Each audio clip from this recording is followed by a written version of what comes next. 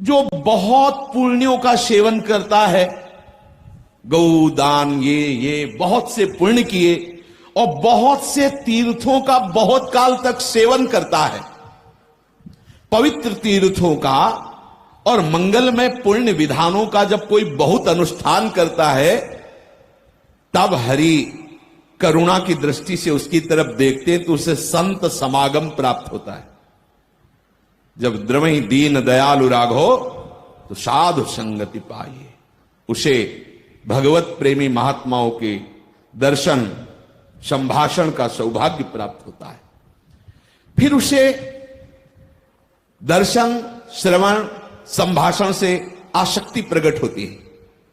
जो आसक्ति संसार में बांधने वाली है, वही यदि सदगुरुदेव संतों से हो जाए तो मोक्ष का खुला हुआ द्वार है। ये भगवान कपिल देव जी माता देवहूति से कहते हैं।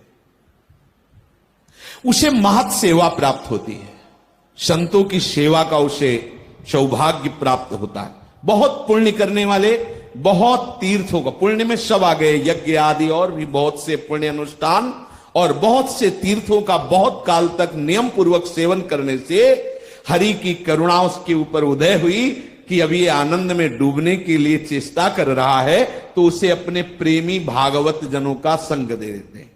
पुण्य पुंज बिन मिलहि न संता, अगर मिल गए तो सतसंगति संस्कृति कर अंता। अब यदि संत मिल गए और आपने मन वचन कर्म से उनका अनुगमन किया तो संस्कृति का अंत पक्का समझो, आवागमन चक्र पक्का रुक गया, क्योंकि प्रभु ने ये विधान बनाया है। महत सेवया, श्याम महत सेवया, उसको महापुरुषों की, भगवत प्रेमी संतों की सेवा का भाव, चाव, सानिध्य, अवसर ये हरि प्रदान करते हैं। जब वो महापुरुषों की सेवा करता है तो उसे स्वाभाविक भगवत यश सुनने को मिलता है, क्योंकि संत महापुरुषों का जीवन श्री हरि होते हैं। देखो, स्वयं महाभागवत भगवत स्वरूप देवर्षि नारद जी ने अपनी घटना श्री भगवान व्यासदेव जी को बताई थी कि जब मैं बालक था तो ब्राह्मणों की दासी के रूप में मेरी मां थी, उनकी परिचर्या करती थी। वहां चातुर्मास करने के लिए कुछ भगवत प्रेमी वैष्णव संत जन पधारे, तो ब्राह्मण बड़े संत सेवी थे। तो मैं बालक था, यद्यपि बालक था, पर मेरी भगवत कृपा से रुचि थी संतों में। ये देख करके उस गृह स्वामी ने संतों की सेवा में मुझे दे कि आप जो संत आज्ञा करें वैसा करना। तो जो संत कहते मैं अपनी अवस्था और बुद्धि के अनुसार उनकी सेवा करता। वो कृपा करके जिन पात्रों में भोजन पाते वो हमें धोने को मिलते, तो वो सांप की जूठन धोकर मैं पी जाता 4 महीने में, 4 महीने में, क्योंकि निष्कपट, निश्चल, निष्काम, केवल सेवा की ही भावना वो बालक रूप में जो नारद जी हैं उनकी थी। उसका प्रभाव हुआ कि 4 महीने में उनके हृदय में भगवत प्राप्ति की प्रबल लालसा जागृत हो गई।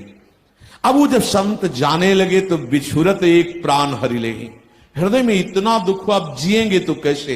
ये संत जन जा रहे, इनकी वाणी सुनने को नहीं मिलेगी, इनकी जूठन खाने को नहीं मिलेगी, इनके दर्शन नहीं मिलेगा, अब मेरा जीवन क्या।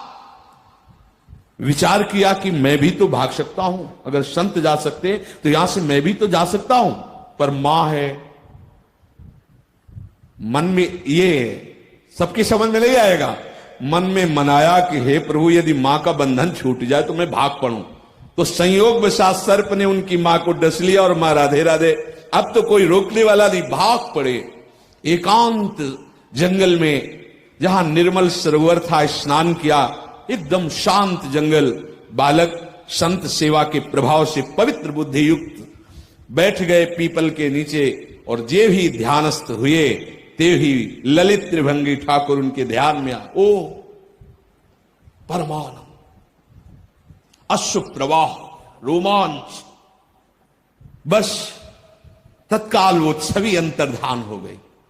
अब तो विकल हो गए, जैसे मछली जल के बिना नहीं जी सकती, ऐसी उनकी स्थिति हो गई। वो इतने विकल हुए कि प्रभु को रहा नहीं गया और आकाशवाणी हुई कि ऐ बालक, तुम्हारे 4 महीने की चतुर्मास संतों की जो सेवा की उनके जूठन के प्रभाव से जो मेरे प्रति आकर्षण हुआ, मैं उसी आकर्षण को और बढ़ाने के लिए तुम्हारे ध्यान में अपनी तरफ से आया हूं। तुम्हारा ध्यान नहीं लगा, ये मैं अपनी तरफ से आया हूं। अब तुम इसी रूप का चिंतन करते हुए अपना समय व्यतीत करो और शरीर छोड़ोगे तो तुम हमारे निज पार्षद होगे। तो जो संतों से नाम सुना था वो नाम जपते, और जो रूप आया था संत कृपा के प्रभाव से, नाम के प्रभाव से, उस रूप के ध्यान में जब शरीर पूरा हुआ तो सीधे देवर्षि नारद के रूप में प्रकट हुए। सीधे देवर महत सेवया अमोघस्य संत समागम अमोघस्य, बड़े भाग पाइब सतसंगा बिनहि प्रयास होई भवभंगा।